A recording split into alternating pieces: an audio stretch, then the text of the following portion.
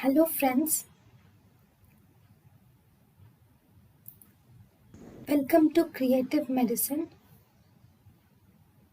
In this lecture, we will learn about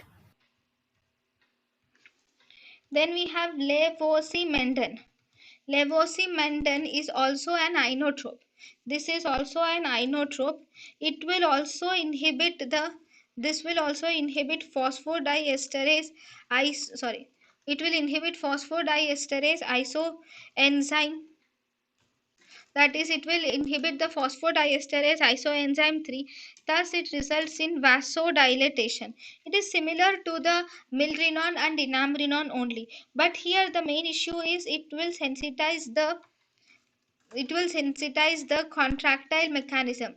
This will sensitize the contractile mechanisms of the cardiac smooth muscles. It will sensitize the contractile mechanism of cardiac smooth muscles to calcium.